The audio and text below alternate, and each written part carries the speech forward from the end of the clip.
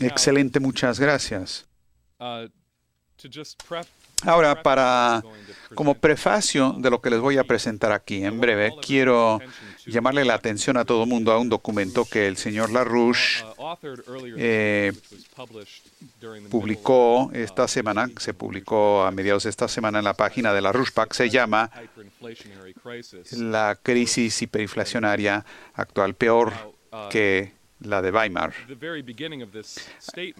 Al inicio de esta declaración usted escribe: yo nací el 8 de septiembre de 1922, al comienzo del proceso del infame colapso hiperinflacionario de la economía de la República de Weimar en Alemania de 1923. Ahora, la amenaza a la economía transatlántica a la fecha es una amenaza mucho peor y prácticamente inmediata, en tanto que el actual presidente estadounidense Barack Obama siga en la presidencia. Ahora, lo que pretendemos hacer ahora con una serie de gráficas es ilustrar el desplome de la economía física de Estados Unidos y el crecimiento de un proceso hiperinflacionario, una burbuja peor que Weimar, ya que tanto desde la eliminación de Glass-Steagall en 1999 y luego la elección de Barack Obama en el 2008. Así es que, si pueden presentar la primera transparencia, por favor. Esto se llama Agregados Financieros Mundiales. Ahora, hay diferentes cálculos que se han hecho de la cantidad total de lo que se presenta aquí en esta transparencia. Como pueden ver aquí, los agregados financieros constan aquí de tres categorías: las bolsas de valores, las deudas en general y luego derivados financieros. Y pueden ver que los derivados en rojo es la gran mayoría de los agregados financieros que se presentan aquí. Ahora, según las estadísticas del Banco de Pagos Internacionales, los derivados son más o menos 700 billones de dólares. Sin embargo, según otros cálculos, incluidos los de la revista EIR, es muy probable que la total real sea el doble de ese número. Entonces, lo que se ve aquí es que, aunque desde el 1980 ya había un crecimiento de la burbuja de los derivados, en el 99, que fue cuando se eliminó oficialmente Glass-Steagall, acuérdense, en esas 2 décadas previas a la eliminación de la ley, estaban minando lo que Glass-Steagall por las acciones de Alan Greenspan y la Reserva Federal, pero después del 99, después de que se eliminó oficialmente, la burbuja de los derivados estalla. Y eso aumenta hasta el 2007-2008, que pueden ver ahí que se queda estancada la burbuja. Lo que debería haber ocurrido es que toda esa burbuja financiera ficticia se debería haber desplomado, se hubiera desaparecido. Pero en vez de eso, empezando con el gobierno de George Bush, pero luego continuando con el gobierno de Obama, la emisión cuantitativa, la política de emisión cuantitativa se adoptó, y eso condujo al apoyo de esa burbuja que indicamos. Ahora, en esta transparencia que están viendo aquí, lo que vemos es que en el 2008, con el aumento de la emisión cuantitativa, que es la línea negra superior, de manera acumulada hemos llegado al punto que por la compra de bonos por parte de la Reserva Federal ha habido casi 4 billones de dólares en dinero ficticio que se ha generado en la economía de Estados Unidos. Lo que se ve junto con eso es que los depósitos bancarios, que es la línea intermedia, la azul, se han disparado a la vez que los bancos depositan el dinero que se emitió. Sin embargo, esos depósitos bancarios de ninguna manera se han emitido hacia la economía real. No ha habido crecimiento de la economía real en el periodo de la emisión cuantitativa en los primeros 5 años de los gobiernos de Obama. Y en contrario a eso, se ha visto es que los préstamos bancarios, la línea roja inferior, se ha desplomado, es negativo. Empezó en el 2008 y luego en el 2010 y se ha mantenido a ese nivel de una reducción acumulada de $1 billón.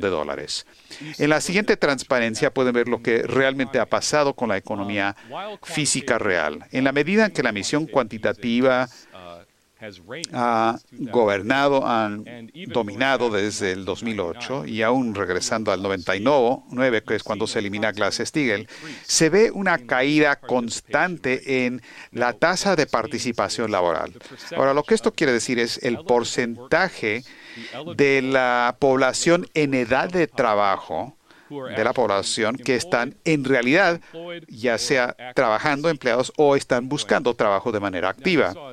Ahora se ve aquí que hay una pequeña reducción en el 99, pero miren lo que pasa cuando Barack Obama entra en el poder en el 2008. Se desploma dramáticamente y sigue cayendo.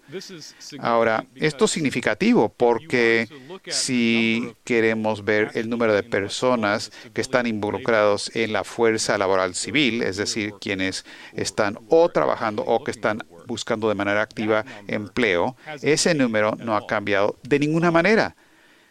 Ese es el número de llamado empleo real de los que habla tanto Obama. Pero el punto al que vamos es que no ha habido crecimiento en la fuerza laboral activa desde que entró al cargo Obama. Era 155 millones de personas en enero del 2009 y son 155 millones de personas ahora. Sin embargo, lo que ha pasado es que la población en edad de trabajar ha crecido en ese periodo por casi 12 millones de personas. Y entonces, ¿a dónde fueron esos 12 millones de trabajadores potenciales? ¿Dónde fue ese aumento de 12 millones de personas de la fuerza laboral? Nunca aparecieron en la fuerza laboral. Entonces, a la vez, el número total de la fuerza laboral civil, los empleados y quienes están buscando empleo,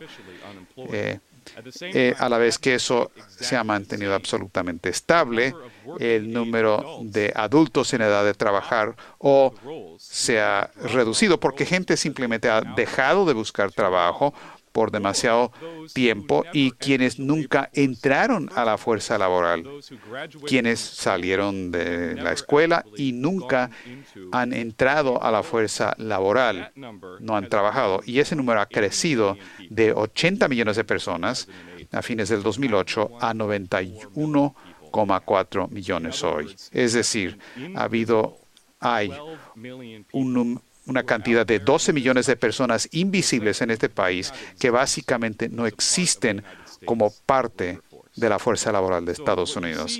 Así que lo que vemos aquí es una proporción que cae, que se ve en la gráfica que teníamos en la pantalla, se desploma, nomás entra al cargo Obama y luego sigue reduciéndose cada año después. Lo que sabemos de los estudios es que el empleo verdadero en Estados Unidos durante el gobierno de Obama ha llegado al punto el desempleo real ha llegado al punto de casi 26 millones de personas.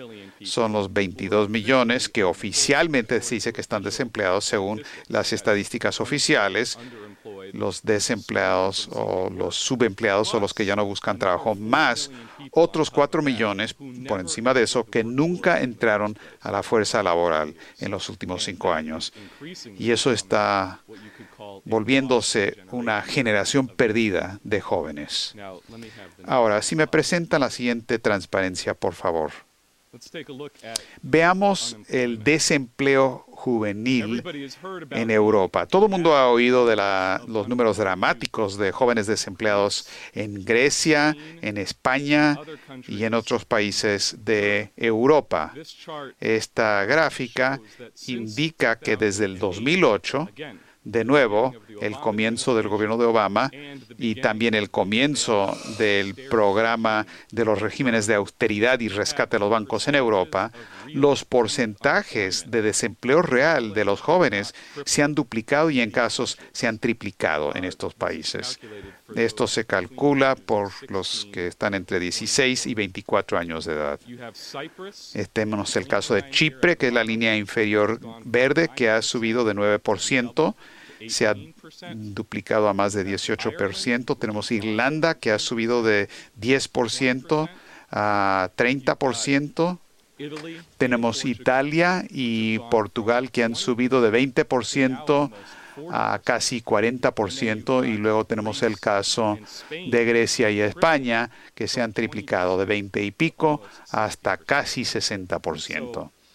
Así que estos números ni incluyen quienes, por estar desalentados, han dejado de buscar trabajo, y tampoco incluye el éxodo masivo de jóvenes que han salido, emigrado de estos países desesperada en búsqueda del trabajo. Ahora, la siguiente transparencia aquí. Esto nos da una representación de la misma información, pero aquí lo vemos como mapa. Pueden ver en el 2008, el primer año del gobierno de Obama, vemos que hay 6 países en Europa que tienen desempleo juvenil de más del 20%, los indicados en color rosa. Pero en la siguiente transparencia vemos lo que pasó con el desempleo de los jóvenes ya para el año 2012. 11 países con desempleo juvenil de 20 a 30%, 5 países con desempleo entre 30 y 40%, y hay 3 países con desempleo juvenil mayor al 40%. Así que, pero no digan que, bueno, eso es la situación de Europa, eso ocurre allá, en otro lado, está cruzando los mares. Nunca podría pasar aquí. Vean el mismo periodo de tiempo, los 5 años desde que ha estado el gobierno de Obama. Podemos ver este periodo de tiempo aquí en Estados Unidos. Este es el año del 2008, el año en que entra el gobierno Obama. Vemos 3 estados en el país donde tienen desempleo juvenil mayor de 30%, desempleo real. En este caso incluyo quienes están desempleados o subempleados forzosamente, y quienes tienen empleo marginal o conexión marginal a la fuerza de trabajo, incluidos los que han sido desalentados y ya no buscan trabajo. Son los estados de Michigan, 34%, Rhode Island con 31% y California con 30%. Ahora, en el año 2013, 5 años del gobierno de Obama, 30 estados en Estados Unidos tienen desempleo juvenil mayor al 30% o subempleo juvenil. O sea, el desempleo verdadero. 14 tienen entre 30 y 35%, 10 entre 35 y 40%, y 5 estados con un desempleo juvenil superior al 40%, Nevada, Illinois, Mississippi, California y Carolina del Norte. Así que pueden ver que el cuadro de ambos lados del Atlántico realmente revela lo que se está volviendo una generación perdida de jóvenes, muy parecido a lo que vimos antes de la Gran Depresión económica, en los años antes de que tomara posesión de la presidencia Franklin Roosevelt, viendo nada más el desplome del desempleo. Si vemos la siguiente transparencia, si vemos el tipo de empleo de aún los que todavía sí tienen trabajo, se puede ver que la situación ahora es todavía peor de lo que enfrentó Franklin Roosevelt en ese entonces. Lo que ve en esta gráfica es que el tipo de empleo por actividad como porcentaje del total del empleo. Y lo que vemos es que entre 1940 y el 2012, al principio de la gráfica, 1940, durante la presidencia, el tercer periodo de Roosevelt, el número de trabajadores que estaban involucrados en el trabajo productivo, la producción de bienes físicos, estaba aumentando como un porcentaje de la fuerza laboral. Y claro, esto era durante la movilización de guerra, durante el periodo del arsenal de la democracia. Sin embargo, tan pronto como muere Roosevelt y tan pronto como entra Truman a la presidencia, ese aumento se empezó a ir en la otra dirección. Y en vez de crear empleos de trabajadores adiestrados en manufacturas y demás, se empezó a crear un sector de servicios de trabajadores de corbata. Y la relación en esos dos tipos de trabajo empezó a tener un efecto inverso, y después de que asesinaron a los hermanos Kennedy hasta principios de los 70, irónicamente, en 1971, que es el mismo año en que el señor LaRouche había pronosticado de manera singular la crisis que azotó al sistema financiero y la economía en ese entonces bajo Nixon. En ese momento, en 1971, 70-71, el porcentaje de personas empleadas en el sector de servicios excede el número de personas, el porcentaje total, empleada en la producción de bienes tangibles. Y desde entonces lo que ha habido es una disminución paulatina de la economía real, un desplome paulatino que nunca ha cambiado, mientras que los llamados servicios, incluyendo los servicios financieros, han aumentado de manera continua y han tomado control total de la fuerza laboral de Estados Unidos.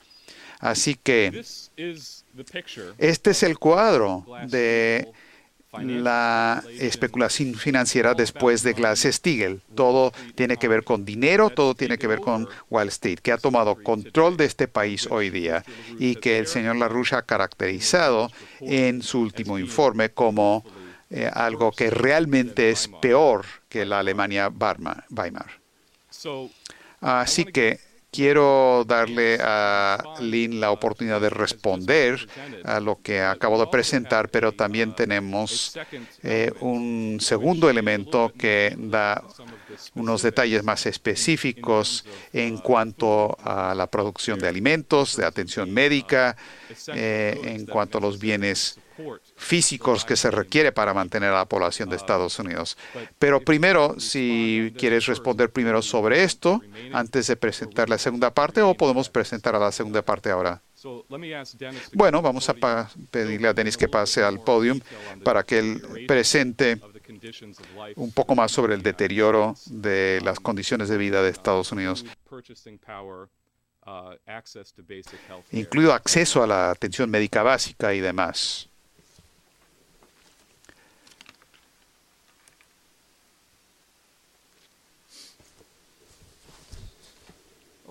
Muy bien. Entonces, Lynn, lo que habías dicho respecto a la política de despoblación y la tasa de mortandad, que esto aumentaría, no es algo que ocurriría a una distancia en el futuro, sino que es algo que ya está ocurriendo. Si vemos la primera gráfica, para quienes sí tienen trabajo y pueden seguir trabajando, la capacidad de seguir viviendo se ha vuelto cada vez más y más difícil en el transcurso de la última década y media y especialmente desde el gobierno de Barack Obama. Aquí podemos ver algunos ejemplos de productos básicos: electricidad, manzanas, carne de res, harina, papas, y sus precios han aumentado entre el 2000 y el 2012. Y como se puede ver aquí, en el caso de carne de res, harina, papas, casi se ha duplicado en cuanto a su precio. Y lo mismo, como se menciona en la primera pregunta de la discusión de esta noche, como él indicó, en la duplicación de los precios de electricidad, hay estas presiones. Ahora, la parte verde en estas barras representa el porcentaje del aumento de estos precios se cubre por el aumento de los salarios o los ingresos nominales de la población de Estados Unidos, y que cubre aproximadamente 20% en este lapso, pero todo lo demás, lo que excede eso, simplemente es inflación, hiperinflación y robo. Mirando con un poco más de detenimiento esto, si vemos en la segunda transparencia, Esta es la reducción en el consumo de carne per cápita en Estados Unidos de 1990 al 2012. Si ven, lo primero que quiero señalar, si se ve cuando entra al poder Obama en el 2008, se ve una reducción dramática en el consumo per cápita de carne. Esto es en libras totales totales que se venden. No es una proporción por hogar, sino la cantidad total. Una cosa que señalaría aquí es que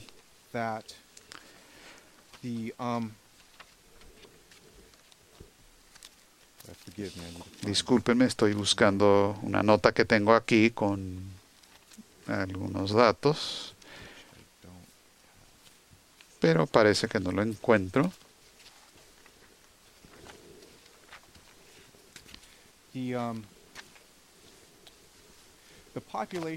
La población en 1990, que es cuando empieza la gráfica, era de 250 millones de habitantes.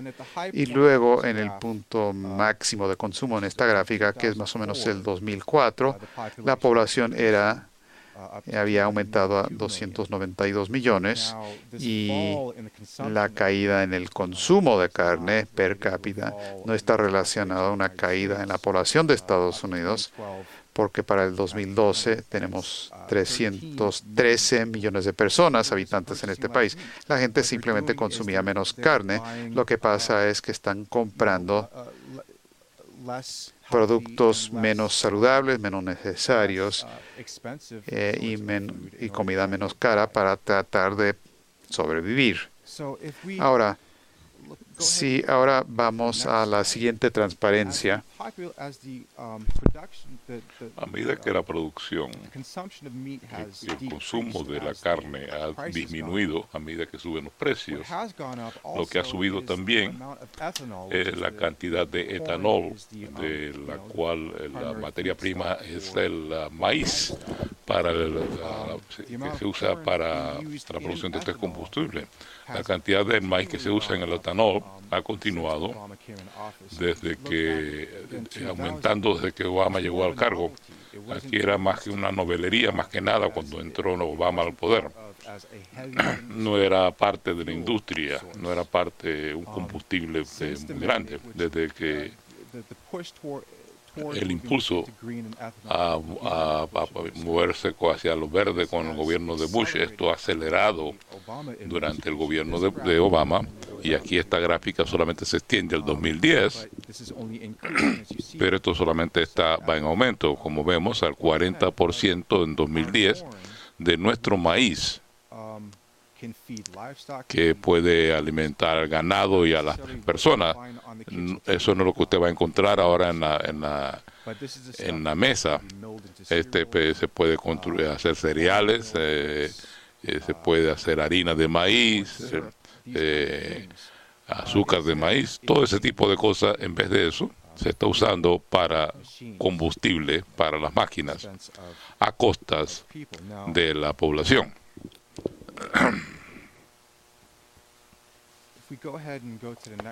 Si vamos a ver la próxima diapositiva, aquí estamos hablando de la agricultura nuevamente. Lo que esto muestra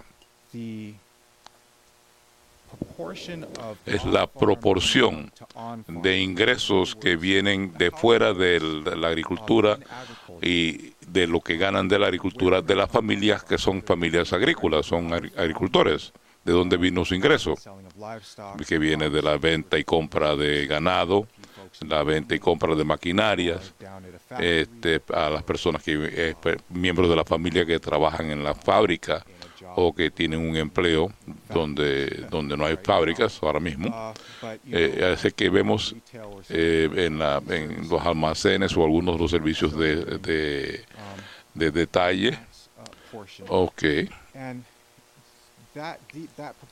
Y esa proporción del ingreso que viene de cosas que no tienen que ver con la agricultura para estas familias agrícolas en relación al ingreso que viene de la agricultura ha venido aumentando a partir de los 60. Así que el ingreso que vemos en el color café es ingreso que viene de fuera del sector agrícola y la parte verde es lo que viene de la agricultura. Estas son familias agrícolas, o sea, su ingreso fundamentalmente ya no viene de la agricultura, sino viene de otros renglones. Y esto regresa a lo que había planteado a Matt anteriormente, en cuanto a que esta es una generación perdida debido a esto, debido a que uno tiene el hecho de que la agricultura ya no parece ser una carrera que va a ser una carrera rentable. Entonces ya estamos viendo que las personas están abandonando la agricultura. Los jóvenes ya no están continuando una profesión noble de proporcionar alimentos para la población de la nación. Y esto es un creciente problema. El hecho, si vamos a tratar de duplicar la producción alimenticia, necesitamos gente que sepa cómo hacer eso.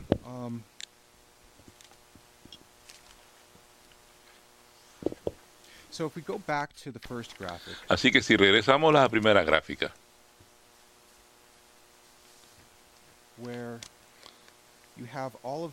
donde vemos pues los costos que han ido en aumento debido a la hiperinflación. Como dije, este dinero no va a los agricultores. Una anécdota: estaba hablando con un caballero en la calle de Washington DC, un agricultor que había venido a cabildear al Congreso. Dice: si usted toma una cajeta de cornflakes, por ejemplo, para hojuelas de maíz, el agricultor de eso solamente recibe centavitos, aunque se vende de dólares. Y el resto se gasta, va a las grandes empresas, va a los derivados financieros. Eso es lo que está ocurriendo. No es una buena situación. Y en cuanto a esto, tenemos una conferencia del Instituto Schiller en Washington. Hicimos la conferencia y pueden encontrar eso en el sitio, el portal electrónico nuestro. Debido a esta dificultad de poder comprar alimentos, tenemos a mucha gente que depende del programa de los cupones alimenticios que ofrece el gobierno. Y esto representa ya, estas cifras son para el 2012. Lo que esto muestra, y yo sé que es difícil verlo en las pantallas que están viendo, ya sea en unos de sus teléfonos celulares o una pantalla más pequeña, pero lo que muestra es la cantidad de personas que están dependiendo de estos cupones alimenticios, el programa de asistencia alimenticia del Estado. Las partes más oscuras, estamos hablando del 10 a 15% de la población, y las partes más claras, estamos hablando más de un guarismo del porcentaje de la población que depende de El 14% de la población quiere decir que es uno de cada 7 estadounidenses. Así que no estamos hablando solamente de un grupo de pobreteros que están tratando de ser vividores. Estamos hablando de que muchas personas en la categoría del subempleo que dependen de estos cupones alimenticios para poder sobrevivir, para poder asegurarse de que si no ellos, por lo menos sus hijos, tengan suficiente alimentos para consumir. Esta gráfica aquí les muestra, y que nos viene del Consejo de Gobiernos Estatales, no muestra el cambio en el número de personas que pertenece a la nómina de personas que reciben cupones alimenticios. Pero lo que les puedo decir es lo siguiente: si usted se remonta al 1990, era el 8% de la población de Estados Unidos que dependía de estos cupones alimenticios del Estado, estas subvenciones. En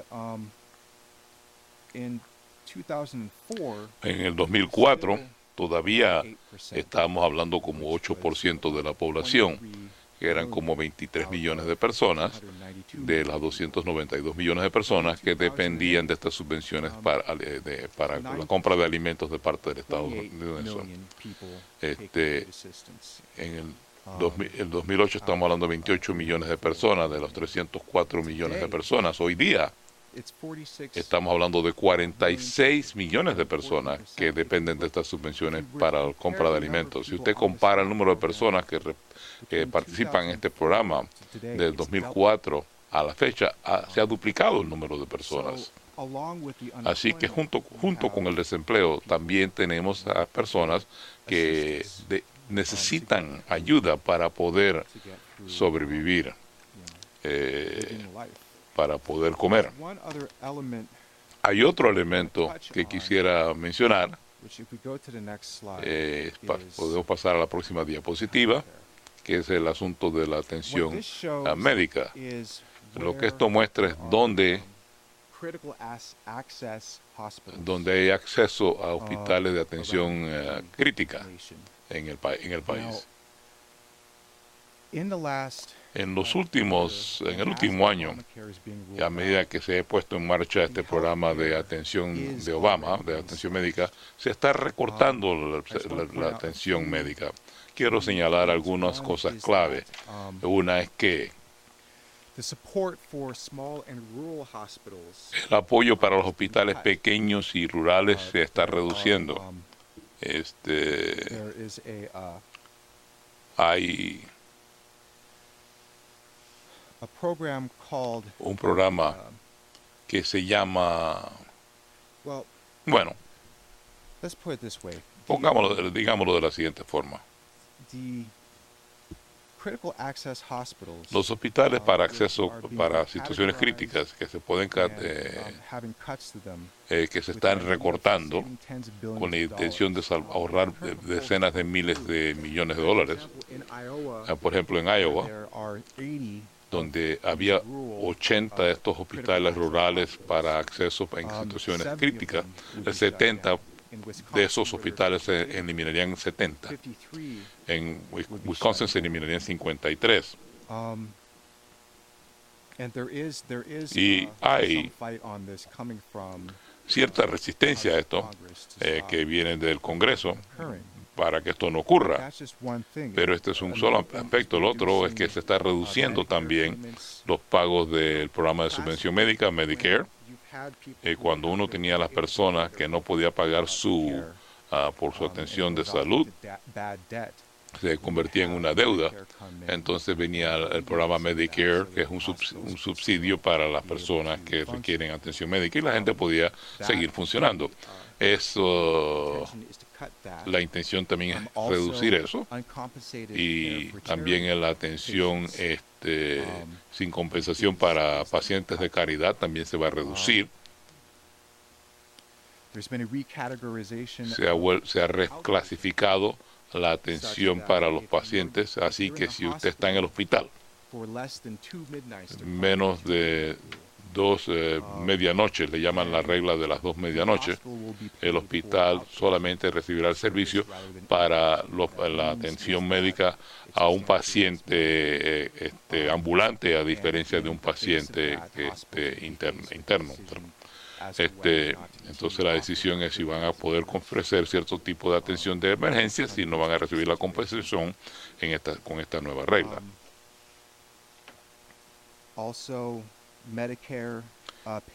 Los pagos de Medicare para distintos servicios para los pacientes ambulantes también se están reduciendo.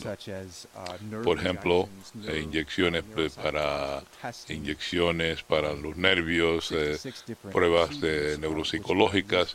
Hay 16 otros procedimientos que ya se le han puesto un tope para que no puedan recibir el financiamiento. Y se castiga a los hospitales que aceptan a estos pacientes, lo cual ya está ocurriendo. Eso se puso en marcha el 1 de octubre del 2012. Si alguien regresó después de tener un problema del corazón y regresa demasiado tiempo, entonces lo castigan en el hospital, le imponen una pena. Así que hay muchos más detalles que no voy a ahondar en ellos, pero en suma lo que tenemos es que por una parte es que el acceso a la comida es mucho más difícil para la población y la capacidad de obtener atención de urgencia en la salud es cada vez más difícil de obtenerla, o va a ser casi imposible obtener ese tipo de atención en el futuro, por lo menos en estos hospitales más pequeños que se están cerrando, y son los únicos hospitales que quedan a 100 o 150 millas de la residencia de gente, antes de que la gente pueda lograr la atención médica. Si los hospitales van siquiera a atenderlos y saben que no van a recibir la compensación, el hospital va a tener ciertas procedimientos intensos y avanzados tecnológicamente si no tienen el dinero con que comprarlo. Ese tipo de cosas de naturaleza decisiva y estratégica, porque comienza usted a desmantelar esta infraestructura. No es algo que se pueda reparar de la noche a la mañana.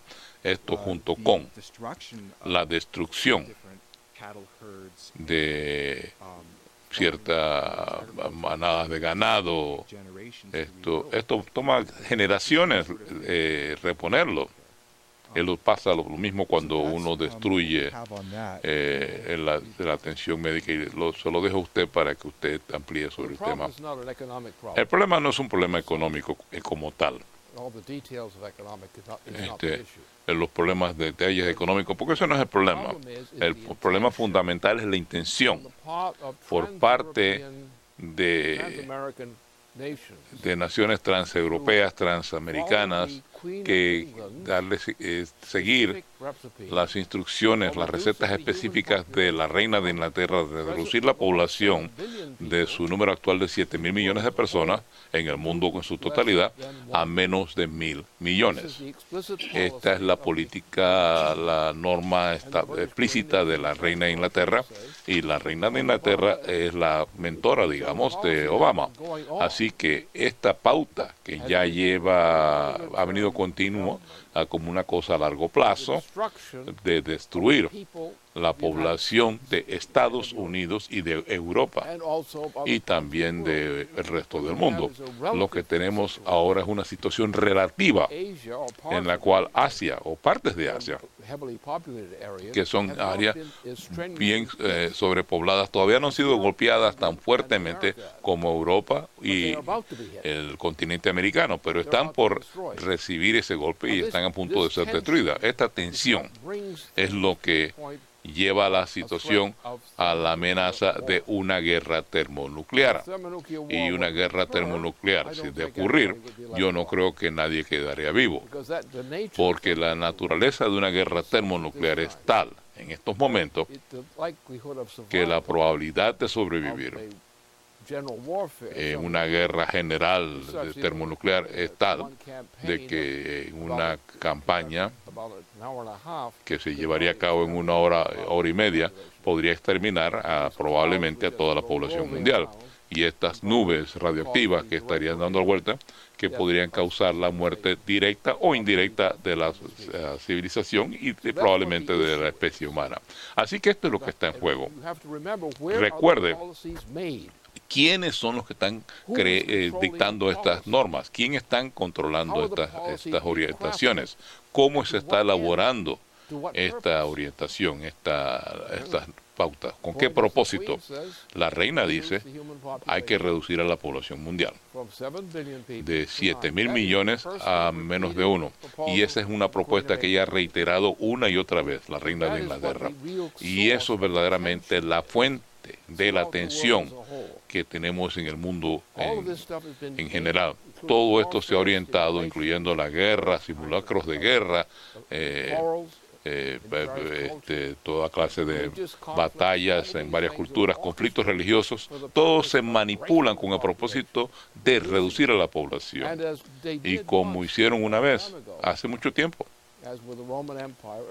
cuando con el Imperio Romano y cosas parecidas. Y la idea era reducir la población mundial para aplastarla, para hacerla estúpida, para que no fuera productiva, para poder tener al mundo totalmente bajo el dominio de lo que llamaríamos un sistema oligárquico. Eso es lo que estamos encarando. Y la reina lo hace absolutamente claro. Los holandeses son la misma cosa. Que el Imperio Británico tienen la misma norma de genocidio, una política de genocidio. Vean la ocupación de India por parte de la Gran Bretaña. ¿Cuál era la norma? Genocidio en otras partes del mundo. Era genocidio. Así que la intención es que hay dos sentidos de la población. Un sentido de que nosotros, por una parte, queremos que la gente progrese, la raza humana se hace más poderosa a través de nueva tecnología, mejor educación, y la raza humana pasa a cosas superiores. La otra tendencia es no. Queremos las viejas guerras de caballería, al propósito, como el Imperio Romano, como el exterminio de la población. Y por tanto, la norma de genocidio, de destruir a la población, reducir a la población en número y también hacerla más estúpido. Esta es la política que se está aplicando en este momento. Lo que usted está viendo, eso es lo que representa Obama, eso es lo que representa la reina de Inglaterra, eso es lo que representa el sistema holandés, y otras partes del mundo están encarando lo mismo. Así que usted puede ver el efecto. El principal es el efecto. Lo principal no es el efecto. Lo principal es lo que causa ese efecto. Y esto es adrede, es el principio oligárquico, que muchos estudiosos lo conocen muy bien. ¿De dónde salieron los Estados Unidos? Salieron de Nicolás de Cusa, en realidad, una figura prestante, religiosa, científica de aquella época. Fue el mismo Nicolás de Cusa que le recomendó a sus colaboradores que cruzaran en los océanos, que se apartaran de Europa para poder liberar a la humanidad de los efectos del sistema oligárquico. Y desde que establecimos nuestra nación, esencialmente del lado atlántico del país, esa ha sido la norma. Estados Unidos fue la nación que estaba luchando y levantar el nivel de vida, la cultura de los pueblos del mundo. Y el Imperio Británico y sus colaboradores holandeses, que hizo las otras reliquias del sistema oligárquico, querían hacer lo contrario. Por eso hemos tenido tan pocos presidentes que han podido sobrevivir.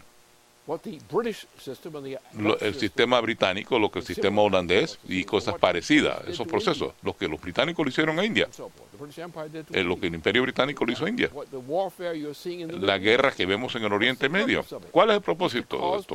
Es que la gente se mate. Usted se autoextermina, que es lo que estamos haciendo en Siria ahora mismo, y es lo que se hace en otras partes del mundo. Así que si usted quiere entender cuál es el problema, usted tiene que entender cuál es la fuente del problema. Y la fuente de este problema no es la verdadera fuente. Miren a Wall Street. ¿Qué es lo que hace Wall Street? Y todo lo parecido a Wall Street. Es decir, es un parásito. Sin compensar, chupa todo lo que puede de la población, destruye todo, como lo hemos visto. La política de genocidio contra la población para reducir la raza humana a una cantidad muy pequeña de gente pobre, gente sumisa, que no va a resistir. Porque tenemos una política verde que ya se ha difundido por Estados Unidos. Es una política genocida. ¿Cuál es el efecto de la política verde? Es reducir la población. Hay que embrutecer a la población, que sea menos productiva. Y no desarrollarlos como seres humanos, como decíamos, en una colonia. Nosotros somos una de las colonias. Somos una de las colonias que tal vez podamos ponerle alto a este proceso. como hemos hecho anteriormente. Como dijo Cusa murió antes de poder poner esto en marcha, pero era la política de Cusa, porque él sabía lo que iba a ocurrir en Europa. ¿Y qué ocurrió en Europa? Un nuevo reino del terror contra las naciones. Muerte en masa, grandes periodos de guerra, guerras que uno no siquiera podía concebir. Eso es lo que tenemos en juego. ¿Queremos una especie humana o queremos una variedad inhumana de la especie humana? Y ese es el problema fundamental aquí. No diga porque alguien cometió un error, de que esa no era su intención de causar el efecto, es que tenían algo que tenían que personal en cuanto a ellos. No, toda clase de motivos se le atribuyeron a la gente por este tipo de política, como estas grandes guerras. ¿Cuál era el propósito real? El principio oligárquico, de aplastar la raza humana, a embrutecerla, a hacerla estúpida, que sea tan estúpida que pueda ser controlada en cuanto a qué es lo que piensa esa población, qué es lo que hace esa población. Y la lucha de la raza humana siempre ha sido, no somos bestias.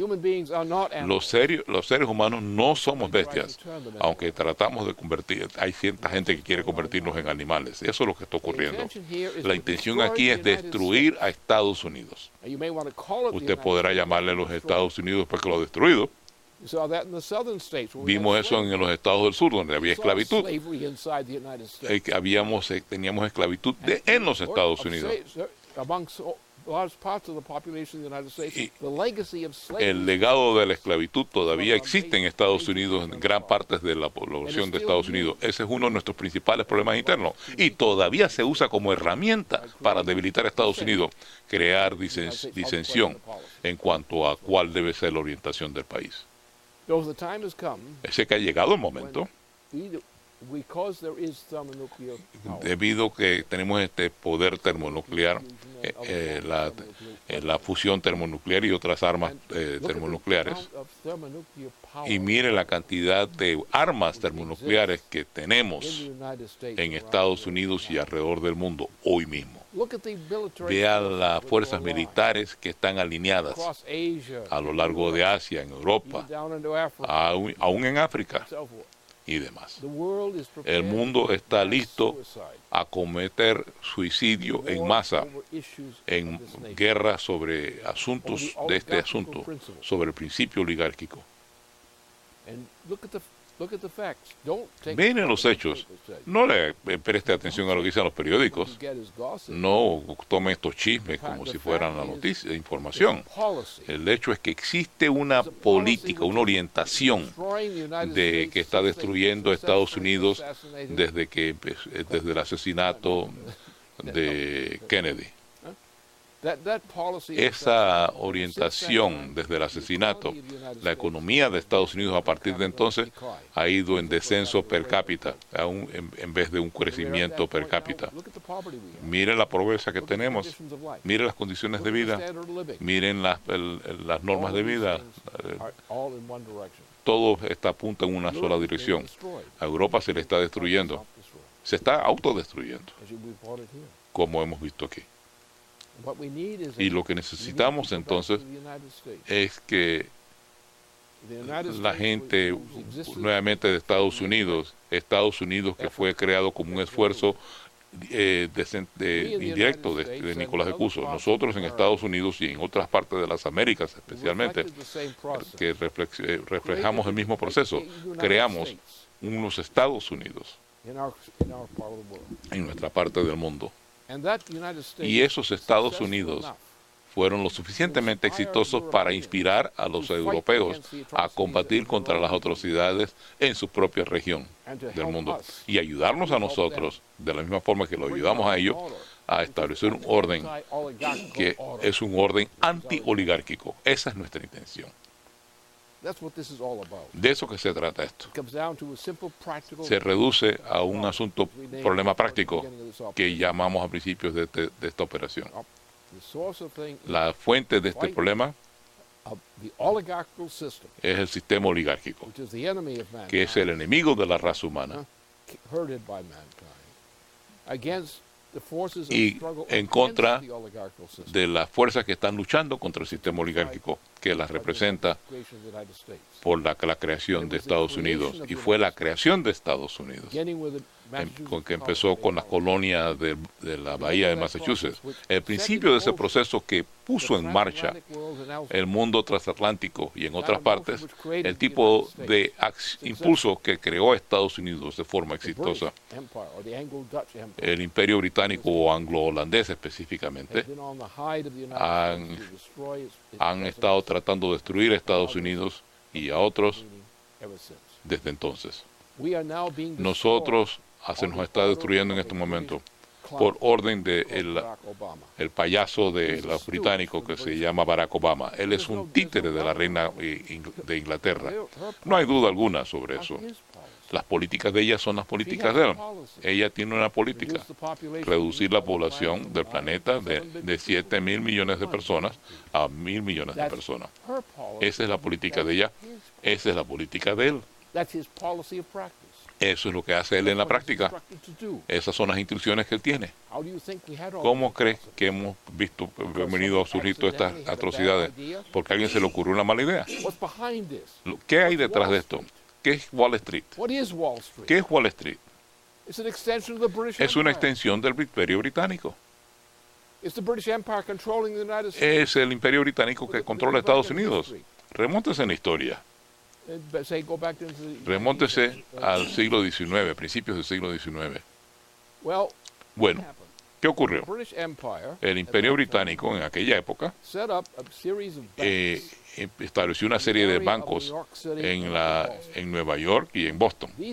Esos bancos se convirtieron en los instrumentos que, bajo el control de la monarquía británica, controlados abiertamente, directamente, explícitamente por la monarquía británica. Teníamos presidentes que eran agentes de la monarquía británica.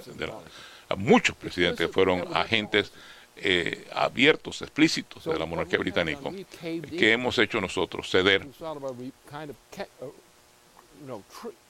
a una serie de traición contra nuestra propia nación, aceptar a nuestro país que ha invadido, a gente que ha invadido nuestro país, que ha causado que nosotros nos hayamos cometido autosuicidio,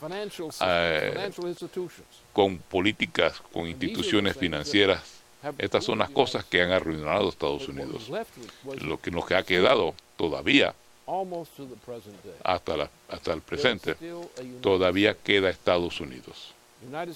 Estados Unidos, que fue el producto, el resultado de lo que inspiró Nicolás de Cusa desde Europa, que inspiró a la larga a Cristóbal Colón y a otros pioneros para que cruzaran el Océano Atlántico y construyeran una nación, o una nación casi nacional al otro lado del océano. Esto le dio la oportunidad a Europa a librarse de su propia corrupción, porque nada había funcionado. Mira el gran renacimiento, el renacimiento dorado del cual surgió Cusa. Esta fue una institución poderosa, una de las instituciones más poderosas que jamás haya existido, pero se aisló por las reliquias del sistema oligárquico y por tanto se aplastó en Europa. Y en base a eso, Nicolás de Cusa, que era tal vez el intelecto más desarrollado de aquel siglo, lanzó una campaña, dice: tenemos que cruzar el océano ahora a otras partes donde podemos establecer un sistema para la raza humana que no pueda ser aplastado por la oligarquía. Y eso fue el significado de Estados Unidos. Eso para mí y para otra gente todavía sigue siendo el significado de Estados Unidos. La función de Estados Unidos es destruir el sistema oligárquico, ayudando a otros pueblos en otras partes del mundo a encontrar su propia libertad, que nosotros, la misma libertad que nosotros encontramos para nosotros.